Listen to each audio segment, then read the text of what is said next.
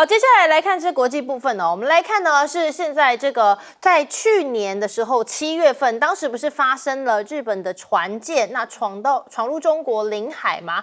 那时候有个报道就讲到说，因为他们闯入之后呢，航行大约还有20分钟，那中国当时曾经的罕见发炮最少2次要警告，不过这件事情一直都没有被证实，直到现在大陆方面的外交部发言人呢才提到说，如果对于没有经过中国批准就进入到领海的外国军用船只，确实他们会依法依规处置。那当然，这是不是也间接的证实就有这件事情呢？那除了是在日本的部分，我们看到尤其是中非现在在南海上黄岩岛附近呢，就说在11号的时候，有一艘中国的海警船，他们呢在追逐的过程当中，不小心呢就撞上了另一艘解放军的驱逐舰好，你看到就是我们这个画面当中呢，就是2艘的驱逐舰，他们当时为了要夹击这个菲律宾的船舰的时候呢，所以不小心就发生了这个严重的碰撞了。那中国的海警船也确实是有出现受损的状况。那海面上的这样的照片呢也流出来。那菲律宾方面的声明是说，当时呢菲律宾有3艘舰艇正在护送补给船只给渔民的运输物资，那没有想到被中方驱逐。而中国的海警局呢，则说他们就是依法来进行行动，是正当合法的。不过当然刚刚看到的只是2艘中国的船舰为了要夹击而发生碰撞嘛。可是如果这个时候发生的是中非的船只碰撞，那接下来恐怕就不得了了。另外呢，我们看到现在美中现在关税的问题还在持续斡旋，好不容易终于呢，川普就宣布说签署了行政命令，要延长对于中国的这个关税征收期限90天，再加长。那路透社说期限呢，就是到美东时间的11月10号午夜12点的时间就画下句点。那当然呢，接下来要看后续的发展。而中国的商务部呢，则说双方再次暂停了24%的这个关税90天不过保留了对彼此加征的10%关税。现在关税的问题呢还没敲拢，当然就是很多的细节还在磋商嘛。好，当然大豆是一个非常重要的一个点你看川普呢就说，美国的农民生产出了大豆，就喊话中国能够迅速增加大豆的订单量，这是大幅减少中国对美国贸易逆差的一种方式甚至他还说我们会很快速的来服务谢谢习近平主席确实在数据来看去年中国进口大约是有 1.05 亿吨的黄豆，那是不到1/4来自美国，很多呢都是还是来自于巴西。这代表什么呢？如果美国的进口量要增加4倍的话，那么中国全年所需的黄豆等于是都得从美国进口而来。那分析就说，可是你看看你要怎么比过人家？巴西的大豆免税价格低，而且还能够稳定供应现在呢，你就不要说是这个价格问题了，连关系不好马上说翻脸就翻脸所以呢，美国大豆要恢复中国的市占恐怕还会更加困难了。那除了在大豆议题上呢，现在这个晶片角力战我们看川普他周一呢就在白宫表示说，很可能他会和辉达达成对中国出售晶片的一个协议但是呢，他说晶片的算力必须要降归30%或是50%。那辉达当然现在就被认为说是一个川普所锁定的嘛，川普就说允许辉达对于中国销售这个 H20晶片，条件是美国政府可以分得辉达在中国这边销售这个晶片的销售额要15%。那另外呢，还甚至有传言说，川普最初可是狮子大开口，他要抽取20%的这个销售额。那美国呢，国会的议员就谴责说，川普这种分润的做法可能会变成是一种付费换取敏感技术出口许可的模式也就是说呢，你告诉这些厂商，你只要付钱给我，就算你你这个商品是有高度国安价值，你有高度国安危机的东西，也可以出口。那形同是向美国的对手国输送了高阶的科技哦。那评论就认为啦，说美国不希望中国借着晶片技术来超越自己，那中国呢，则是不希望美国借此变成是一个颠覆革命。所以在这个中美的晶片之争来看呢，可以无疑的显露双方在这个领域当中一些技术制度和实施的过程上是有多不信任呢？好，先请教副司令怎么看说呢？这个当然在海警船的部分好担心我们昨天看到这画面好惊险很怕不小心就要擦枪走火了。那中国大陆对这个侵入中国大陆领海的，不管是军舰也好，或者其他的渔船，或者是运补的船舰，它都会做一个强势的它有3大特色。第一个特色，它会这个强势驱离，它不是只是一个广播驱离，只是一个广播的动作，它会派这些相关的这些军舰还有海警船做处置。然后在去年2024年的这个7月4号，那日本的梁越号过去，结果它进入了12海里，12海里已经到领海了，又停留的时间又久，那中国大陆就开炮了，只是火炮直接基本上开火来驱离了。这个动作算是很紧张哎，这个动作看起来这种警告的程度是非常高的，不是只是广播或者靠近一点、靠船一点把它赶走，不是哎。所以中国大陆这方面呢，它走向的是强势驱离。第二个，它这个是中国大陆要驱离的都是优势兵力，它优势兵力呢，它有军舰3000吨级的，还有5000吨，甚至有时候那个海警船、军舰加海警船加上海上民兵，那海警船3000吨、5000吨，这样是很大啦。全世界的海警船最大的中国大陆1吨的海警船出来啊，都会有这样军舰、海警船跟海上民兵都出来了。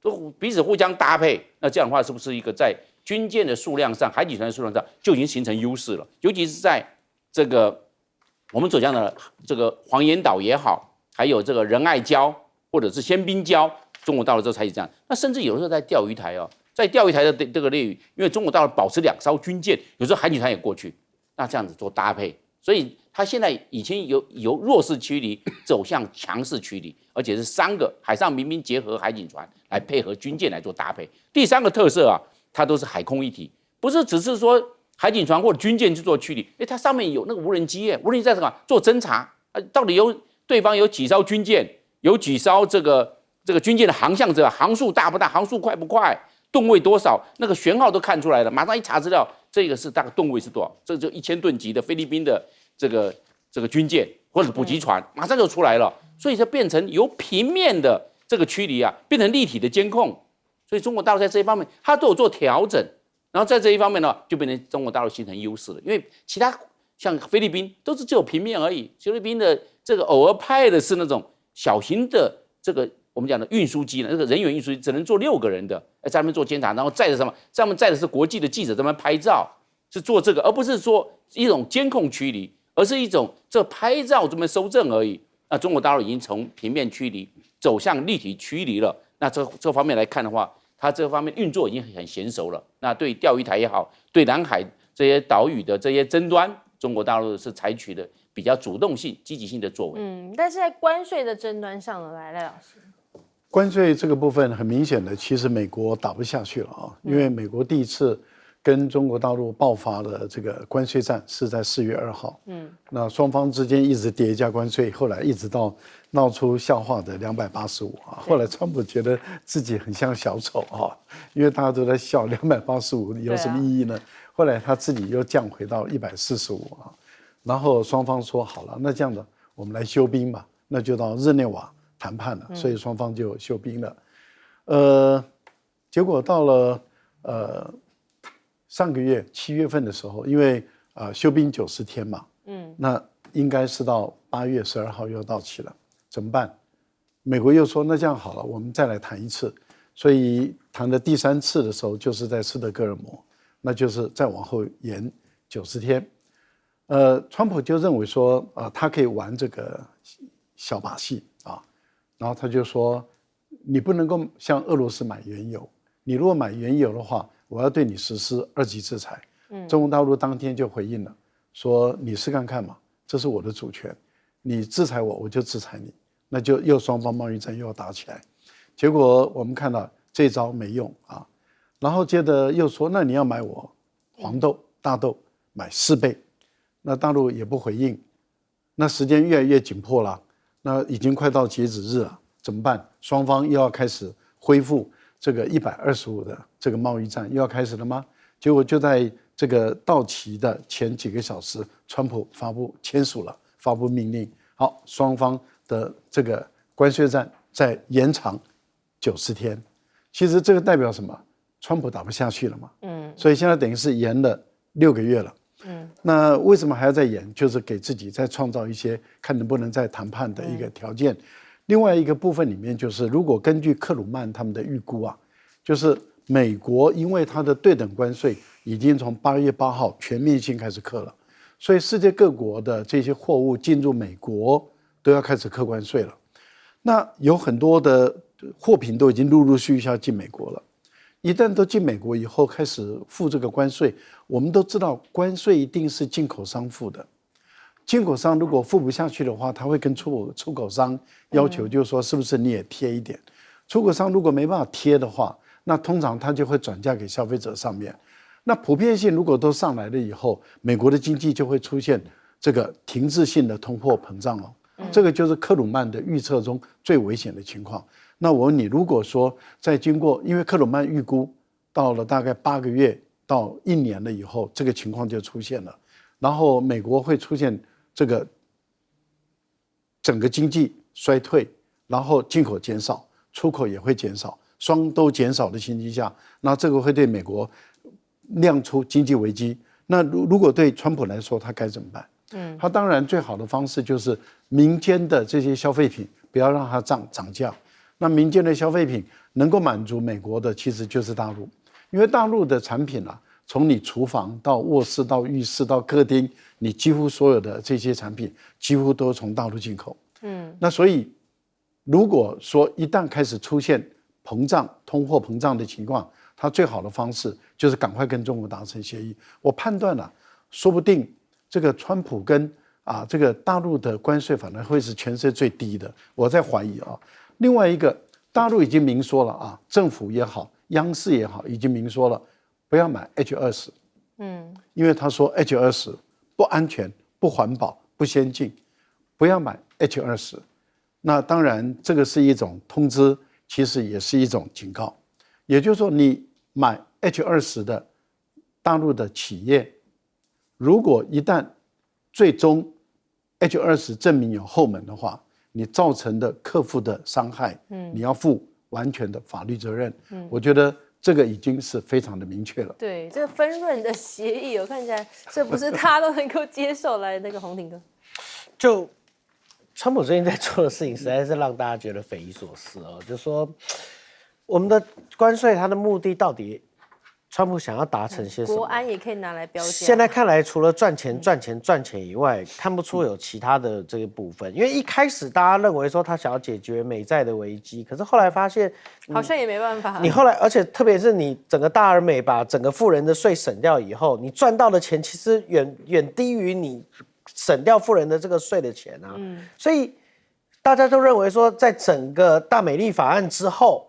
那大家对关税有不同的看法，我觉得这也就是造就了现阶段美中谈判陷入僵局的最大的原因。就是说，中国发现一件事情，就是我是全世界最大的制造国，你是全世界最大的消费国，我们两个彼此需要。然后呢，我发现川普现在尽一切的手段都在用关税作为勒索的手段，实际上他想要拿到的就是你要不要跟我多买东西，你要不要多投资我，你要不要再做这些像日韩现在跟我，甚至我们即将要出来的 package 都是长这样。那中国现在唯一有的底气就是我现在如果跟你谈崩了，你的圣诞节什么都没有了。就像刚赖老师所讲的，这些所谓从家居啊、礼品啊这些小小的 accessory 这些东西，基本上来讲，如果我们现在谈崩了，你就什么都没有。所以这也就是刚刚赖老师认为，就是说最后谈出来的关税可能是最低的，因为所有现在制造的这些部分，最后如果全部转嫁给消费者，那其实倒霉的就是美国的这些平民啊。这整波的谈判里面，其实最可怕的是，川普所有的关税未来都会回向到这些一般底层民众，对，他们马上就要面临到所谓通货膨胀跟价格转嫁这个问题。最辛苦的是他们，可是你大美丽法案省税的居然是最有钱的这一群人。对，所以川普在做一件很奇怪的事情是，你有点像是吸血鬼，你在压榨这些最可怜的穷人，结果你给最有钱的富人他一个最新的这个 priority pass， 就让他可以付更少的税。那这让大家真的觉得就是说完全的匪夷所思。所以川普接下来在做这些，包括你说 H20的这个晶片，居然可以用付钱就能够 waive 掉他原本的美国禁令，那大家就要问美国说，你的法令到底目的是什么？你原本不是为了国家安全吗？你原本不是为了算力吗？你要做防止吗？你防堵吗？结果现在付钱就能解决了。那大家就说，哦，其实国家安全也不是那么重要，重点是钱。而这个钱也不是来解决你国内的这个财务结构的问题，反而是到底在解决什么？大家看不懂啊。那整个的这样的一个状况，我觉得川普现在的整个他的财政部有很大的信任危机，这也就是难怪接下来贝森特一直被人家问说，我们会不会有可能回归到1930年代斯姆特霍利法案接下来造成的所谓 Great Depression， 就是超级大衰退的这样的一个状况。当外界都在用这个问题来问财政部长的时候，就表示什么？外界都认为接下来真的有可能会发生很大的衰退问题啊。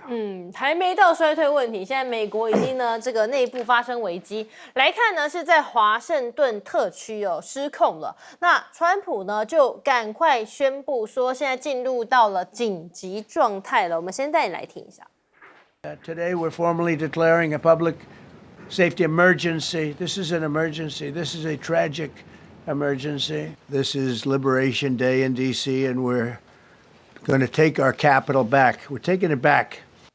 好，现在在这个华盛顿特区是有800名的国民兵进驻，而且呢，川普刚誓言说要夺回我们的首都哦。好 ，CNN 就报道说，在川普宣布接管警察局之前呢，其实华府的市警局的市长根本就不知道川普有这样的计划，还甚至他们直言总统的举动令人相当的不安。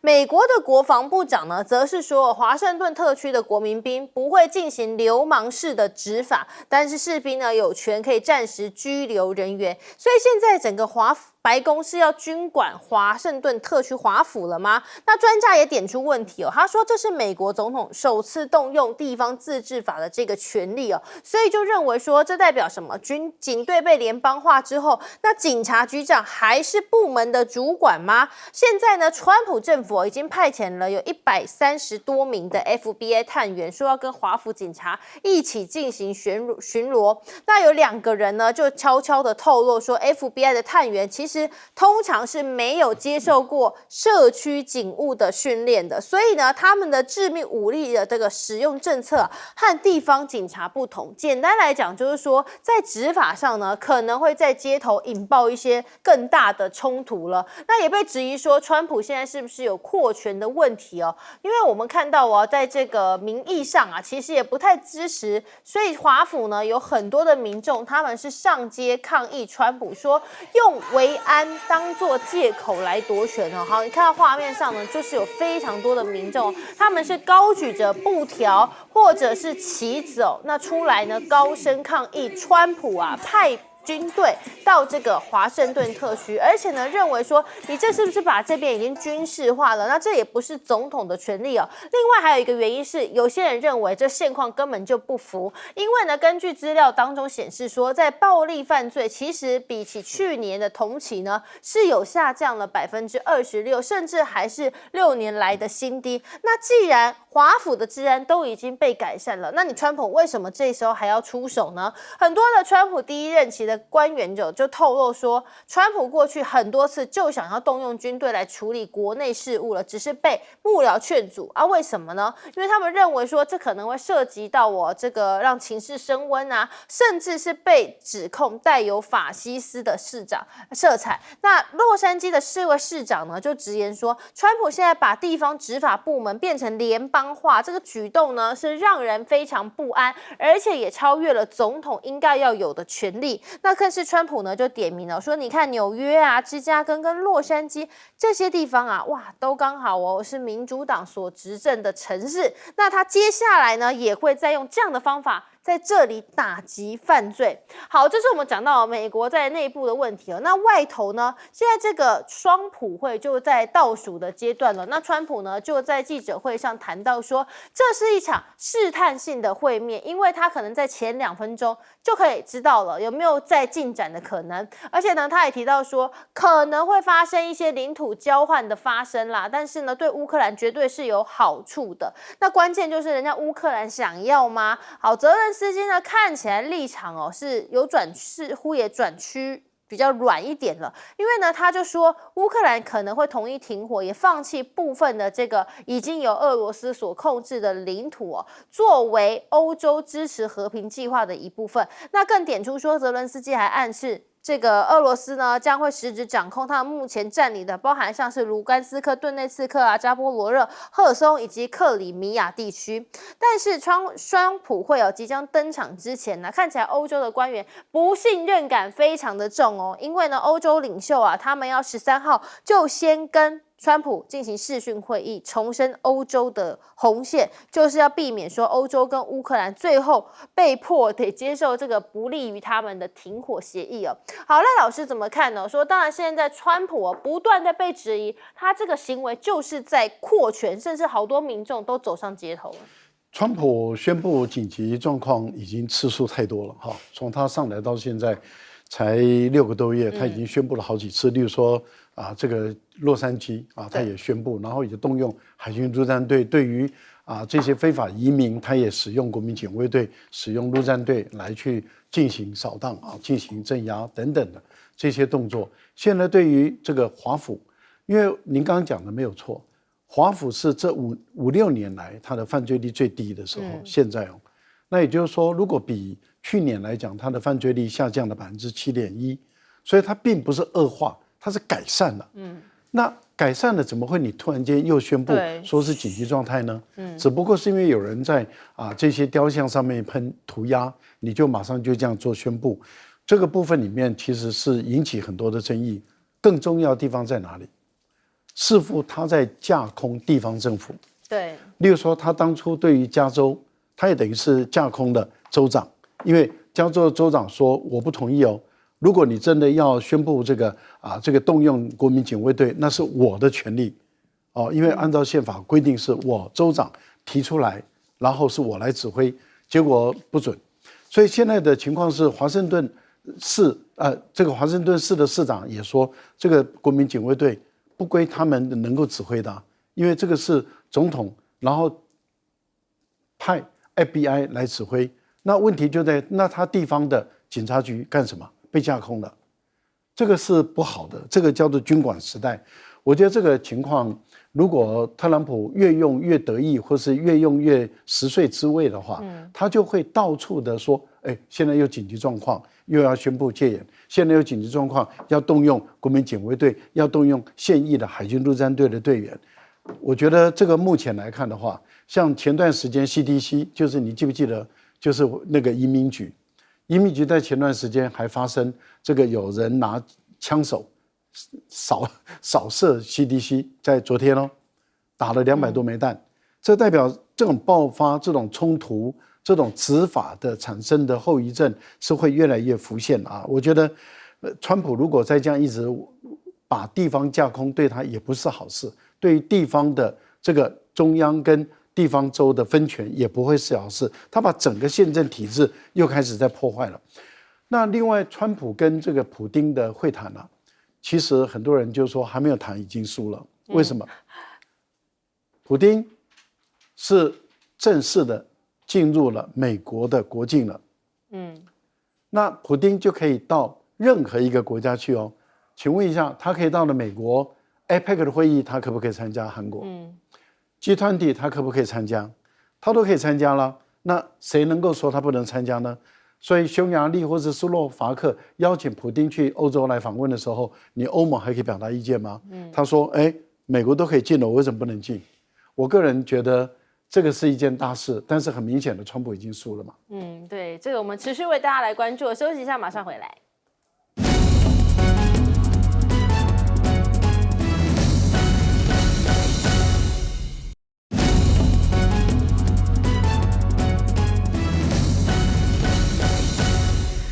来，新闻大白话，将军怎么看这乌克兰接下来的命运？我们乌克兰只有割地求和了，因为而且是割大地，不是割小地，这个地的面积还不小，可能台湾36000平方公里，可能割好几个台湾了。那我们可以看得出来，最主要是乌克兰犯了3个战略的错误。第一个战略错误啊，他现在整个的他自己的实力，他没有很好的去评估。那现在包含他的兵力，包含他的火力，包含他的战力，都已经后继乏力了。那现在俄罗斯的现在大军呢，无人机还有这个火箭炮，还有这个导弹都过来了。哦，那乌克兰已经没招架之力了，因为他的作战的精英在这3年半都消失殆尽了。那剩下的是补充兵，都是新兵，那训练不如的送到前线去，那只能当炮灰啊，守不住了嘛。这些因为资深的有作战经验的都已经伤亡了，已经没有战力了。所以在这个方面呢，他这个现在逃兵也多，作战意志也低了，所以他应该早一点点，应该早点评估，早点这个战争要早点结束。所以他这个兵火力战力整个都已经挡不住了。那现在赶快求吧。那之前好的时候见好就收，不要输那么多。那现在输大单了，本来输小单，现在输大单了。所以对乌克兰来看呢，极不利的战略态势。第二个他犯的错误啊，就是他有战略错觉，而且乌克兰战略错觉还蛮严重的。他认为现在啊，这个美欧国家只会帮腔，但是不会派兵，他只帮腔而已。哎，帮助乌克兰。最重要的，乌克兰不要帮腔，乌克兰现在是要大家派兵帮他，他完全战略判断错误了。所以这样子让现乌克兰于这个万劫不复。那现在这个地方一发不可收拾，不是让子弹飞一下，子弹飞不完呐，那怎么办呢？所以这个战略的判断错误、战略错觉啊，害了乌克兰。第3个，我认为他犯的战略错误就是说，他没有终战指导。乌克兰那么大的国家，603000平方公里，4400万人口，竟然没有终战指导，这非常可怕的。要有个征战指导，到什么时候认赔杀出都没有。那现在都没有。现在呢，如果继续打下去，土地丢更多，他的伤亡的人更多。那第3个，欠债欠更多。他现在是借钱打仗啊。乌克兰现在工业停顿，只靠有农业能够卖几个钱啊。所以我们来整个看下来啊，乌克兰犯了3个严重的战略错误，造成乌克兰陷于万劫不复的地步。更多国际内容马上回来。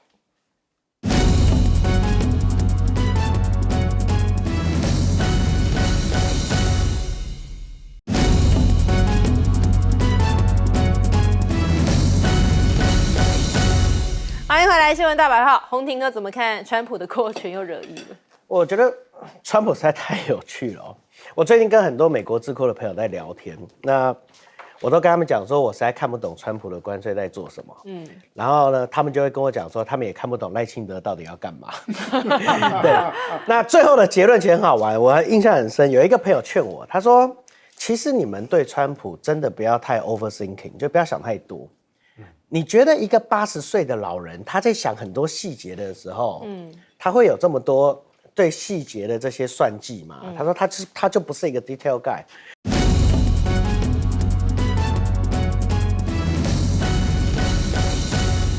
观众朋友您好，欢迎持续锁定新闻大白话，我是今天的节目主持人李瑟恒。首先来欢迎这一节参与我们讨论的来宾，国际政治专家赖岳谦赖老师。主持人好，观众朋友大家好。前空军副司令张延廷。做很好，大家好。好，我们当然还是来关注现在在这个 TVBS 的民调当中啊，显示中间选民对赖清德真的很反感嘛。当然，因为现在很多的这个罢免啊、关税这些议题种种的发生之后我们就看到呢，民调显示在中立民众当中对于赖清德的不满意度是有53%破50%的。那当然呢，我们也不能只有看一个民调嘛，我们另外来看台湾民意基金会的民调呢，同时也显示说赖清德的声望跟政党倾向当中如果是中立选民，他们不赞同的也有56%，其实很近，也就代表说呢，这个数字啊是有一个参考性的。那中间选民为什么会对赖清德的不满超过50%呢？也就是说，超过一半的人是这样呢？当然也是有几个原因，我们帮他来盘点一下。事件一呢，有可能是不是因为你看看现在罢罢免啊，还在持续的催。结果呢，你看罗评委的罢免领衔人以及英罢，他们现在喊什么呢？他说我收到了传票哦，结果他说这是被政治追杀。哇，你是不是搞不清楚对象啊？现在到底是谁在执政呢？是蓝营执政吗？怎么会是怪蓝营的追杀呢？还有第二个，你看看现在呢，就连这个贴反罢广告都可能会被检举。这是台北地检署呢就发给各个台北客运的函文，上面写着说呢，车上张贴不同意罢免广告是受何人所托，在什么时候漆在公车上的资料全部都送出去了。好，罗志强马上就说没关系，我来自首，你欢迎来抓我。他说你要不要查一下？你现在大检调大查水表吗？怎么这么闲？连一个公车的广告你也要来查到底是谁张贴的？那北检的回应是说，有民众告发726当天在这个公车上看到不同意罢免的广告，那他们认为呢可能违反了选罢法，所以呢不是查水表。但当然不止这个事件啊，讲到这种检调司法大家都是这个历历在目，其实今天也才刚发生嘛。那还有回顾呢，这个过去罢免民进党立委的造假案全台起诉就有100个人。其中242个人是被告，23个人被押，这么多的数字，完全都是为了这一场大罢免。好，那罢免国民党的这个无效联署呢，也有破15万份啊。结果现在中选会告诉你说，这不是伪造，这跟这个没关系。当然，这些事情你双标的这个也会引起了很多中间选民的反感嘛。但赖清德呢，现在是不是要走上两国论了吗？因为我们看到最新是赖清德在8月5号的时候当时他提到两岸议题，他虽然强调说政府会维持现状，确保两岸的和平稳定，可是你看刘世芳，他在昨天的时候他受访就突然的不知道是这个突然讲出真心话吗？他说他承认中华人民共和国，哇，蓝白就说你这根本就是已经是违宪了。今天他改口了，他说维持现状是最大的共识。那这个所谓的中华人民共和国被承认这件事情呢，他说个人的观感他就不评论了。不过呢，黄伟汉也说，他说不能够因为现在宪法条文就否认中华人民共和国是国家的客观现实。中华人民共和国就是一个国家，它就是5星旗。他说你不要手抱一个宪法就蒙住眼睛不看见。这番话呢，其实这个看起来骨子里就是被认为就是两国论嘛。那你意思是什么呢？我们现在不用管宪法了吗？干脆赖清德就直接宣布独立好了。那这样下去啊，当然赖清德的民调也很难高嘛。所以像是邱毅呢就分析说，他恐怕会成为第一个任期都还没有满就下台的总统，因为呢这个体制被破坏啦，甚至呢你不要再讲到连任了，不用连任的问题，在4年内他可能任期都还不会做满。好，可是我们看到真的是内忧外患啦，因为呢还有是连外交都能出包这是呢南韩的媒体最近大篇幅的报道说，台湾的政务委员、人权及转型正义处的官员他们相约要会谈，结果我们的官员竟然就在前一天晚上临时说有 APEC 的紧急事项需要处理，所以我们单方面就把人家取消掉了。那对方呢，当然非常的生气在脸书上就抨击说这是外交上非常失礼的行为，甚至他感到屈辱。好，这样的事情呢被爆出来啊，真的是丢脸丢到国际去了。那现在这个政委呢，林明熙他就说我已经道歉啦对于这个南韩的官员在社群媒体上要这样发文，我也很诧异。他说呢，他有跟他沟通过了，结果呢没有想到对方还是这么生气。那对方就算是理解，难道人家不会有情绪吗？不过倒是讲到外交现在说呢，洪都拉斯是不是受够中国了啦？因为这是美国媒体他就分析指出说，因为洪都拉斯国内的经济跟贪腐的问题，再加上中国贸易的协议承诺落空，所以呢现在有一股声音是希望说跟台湾复交的。那也确实在11月份他们就要举行的总统大选当中自由党的这个候选人目前来讲民调是微幅领先的。那他曾经就在4月份辩论的时候承诺，如果当选之后就会推动要和台湾恢复邦交。那另外呢，他的对手目前暂时落后，不过呢他也是承诺说他会把外交政策从对中转向对台。那目前呢，两个人还在厮杀当中哦。不过呢，讲这个是洪都拉斯，可是另一头呢，我们跟日本呢，现在小笠原呢就爆料说呢，日本媒体啊，包含读卖产经跟朝日新闻，为什么都批评大罢免呢？就是他们对于信赖产生的信赖危机。好，赖老师啊，怎么看？现在当然这个好多事情啊，我们都快要整理不完了。那中间选民也难怪啊，是不是对赖清德的反感度越来越高了？那个赖还是很重要，还是要信任啊，信赖，信我这个赖，不要信那个赖啊，这个还是不一样的。你也信赖，对，我也信赖，还对嘞，你这个本来就是信赖哈。对，但是我个人是这样认为了，我觉得这一次的民调，这2次的民调很重要，一个就是这个绿营的媒体的民调它测出来的结果是中间选民对于赖清德不信任超过1半以上，50几啊。那 TVBS 的民调是最被可信任的哦。一般来讲，在台湾各种选举里面，我们会发现 TVBS 的民调最准。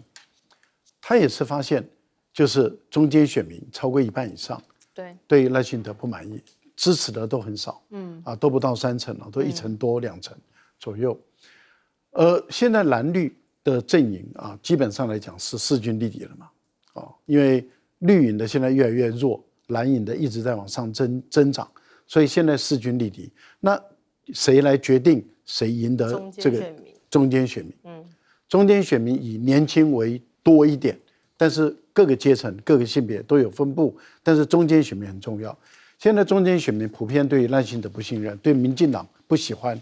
那这样的情形下，坦白说，这个对于明年的选举，对于民进党来讲就很不利的影响。再过接着是下一次的总统选举，对民进党也很不利的影响。我觉得这是一件对于蓝营来讲，或者是蓝白的合作，我觉得又创造出一个更好的空间。这一次不能够再犯上一次的错误。这一次不管是蓝营或是白营，我觉得在各个方面都应该要坚持的继续合作下去，不要因为蓝营的有在成长，又开始自大了，然后好的一盘棋又给自己搞砸了。对，还没有稳赢的，还没有稳赢的这回事。所以我倒觉得现在的情况真的是要好好的把握目前这么好的一个局势不能够搞砸。另外，宪法不重要伟汉认识你不是1、2天了不要因为投靠绿营之后，你的理念就变成台独的理念。宪法很重要，宪法已经不只是统独的问题了，它是一个国家的根本大法。那什么叫做不要抱住一部宪法就蒙住眼睛？宪法就是你的眼睛你的心中如果没有宪法，坦白说，那什么都没有了。台湾的法治基础、政府基础、所有的政治结构，不就是建构在这部宪法的基础上吗？所以我觉得，不要投靠独派以后，投靠绿营以后然后就把自己表现得这么的淋漓尽致，表现得太露骨了，收敛一点伪装一下，因为不然的话，如果明年又选败了。蓝营又出来执政了，难道你要怎么转弯？不过我相信你有办法转弯的，你在这方面是挺有本事的。马英九在执政的时候，他是马友友的这个媒体人的领导所以蓝营执政的时候他是蓝的，绿营执政的时候他是绿的。然后如果再下一次蓝营又执政的时候，他又会转蓝的。你放心，台湾的人民健忘得很，再转一转又转回来了，没问题的。所以我相信你绝对可以再变回蓝色，但是这次稍微收敛一点，免得你真的转弯转得很辛苦，也转不过来。这次再提醒你，不要转得太大了不要让自己真的受不了尾巴，麻烦你收敛一点点，就一点点就好。我想保证你现在绿营的天下，你一定吃香喝辣的。蓝营再上来了以后，你一样可以吃香喝辣，不过收敛一点我觉得日本对于赖清德的不信任，对，也是对于民进党的不信任，也是对于这些推动大罢免案的这一些团体的不信任。为什么？因为所有的民主都告诉你说，人民选出来，第一个他有任期制，所以4年的任期或是5年的任期，其实那个任期是非常重要的，因为在所有的政治学的理论都告诉你说，任期就是确保你再重新的被人民来检视一次。如果你表现好，人民信任你，你继续连任。但是基本上，除非你作奸犯科、违法乱纪，一般来讲，是违反了法律。那在这个情形下，才有罢免嘛。你怎么可以说去年这个国民党赢得这个整个立法院成为绝对多数党，你就因为输不起，你就要把它罢免？冰斗啦，冰斗，对，这个是违反民主的。大家都知道，如果是这样的话，那日本这次在这个参议院不是输了吗？那可不可以冰斗？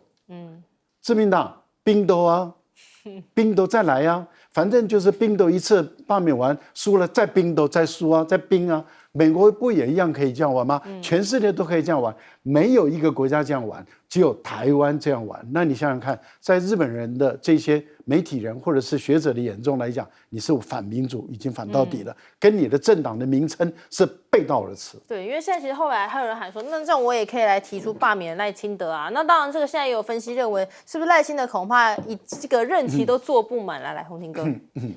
我觉得很难得，你要看到外国的媒体说不信任这个另外一个国家的元首。对，那为什么日本要不信任我们？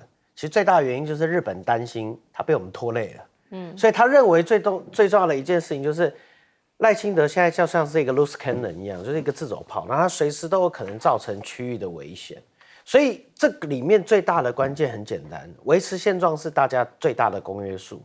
那一定是大家看到了赖清德做了些什么要改变维持现状的动作嘛？所以你可以看到，包括刘世芳的这个讲话也是啊，他就是在改变现状啊。对，那这个改变现状就会造成大家的危险啊。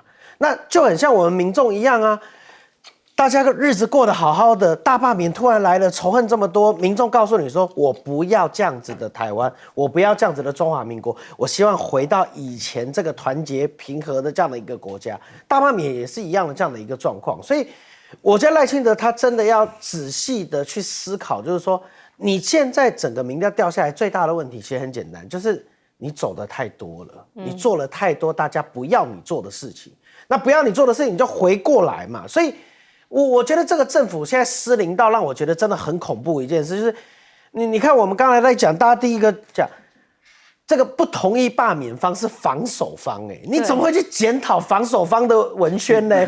这是防守方的文宣会有什么问题吗？就是很奇怪，他能够有攻击性到什么程度？你告诉我。甚至还有说蓝营政治追杀。对啊，这个逻辑根本就不通嘛。那你应该去检讨罢免方的广告有多离谱才对嘛？怎么会去检讨反罢免方？然后你在看这些问题的时候，我觉得我今天最想谈的其实是外交问题了，就南韩的事情啊。对，南韩的事情，大家觉得意外吗？大家不要忘记一件事，我们赖清德是不是取消了什么巴拉圭的出访啊？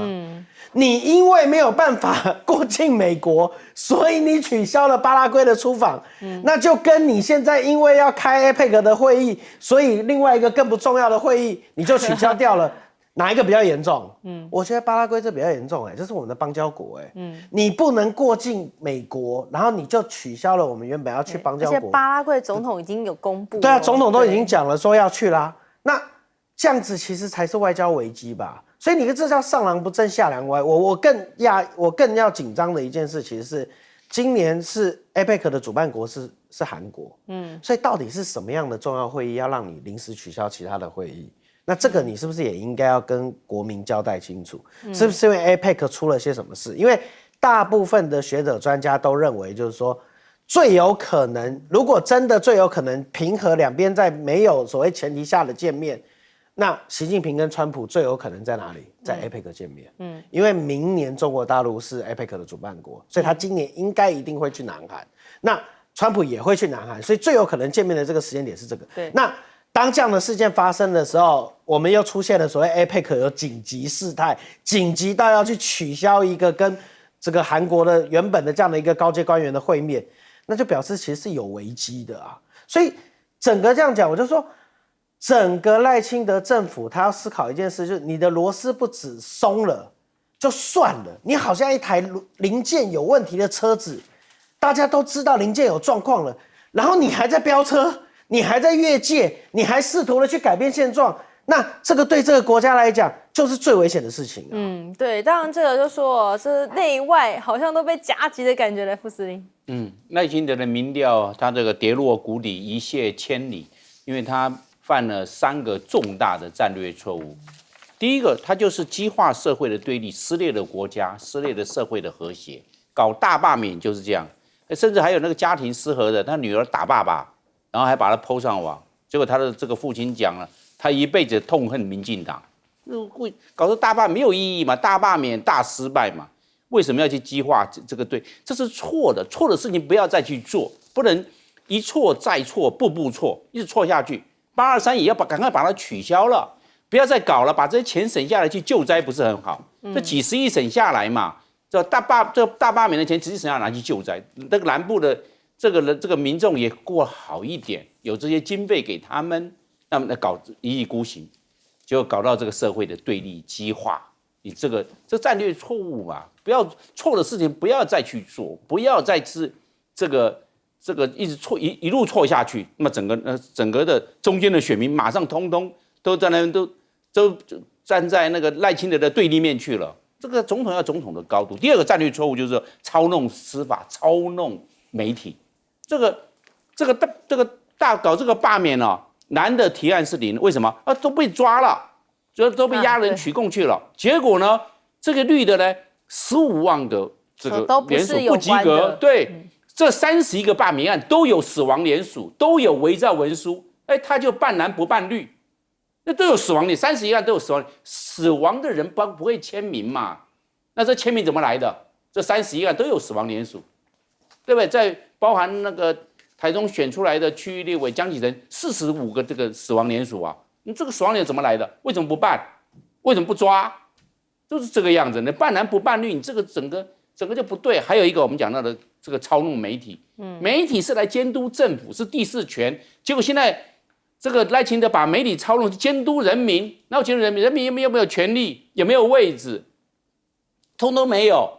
应该监督政府，所有全世界的民主国家，媒体都是监督政府。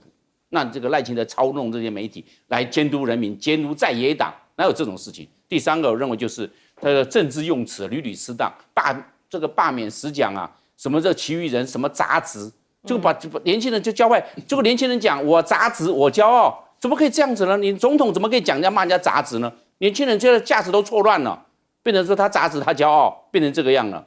赖清德这个讲话屡屡失当啊，荒腔走板，非常荒谬。我认为他3个战略错误，赶快做调整，不要一意孤行，跌落谷底。这样子的话，他整个执政的失败哦，造成会遗臭万年。对，当然这是这个希望赖清德最后可以赶快亡羊补牢一下针对这些大家很在意的部分。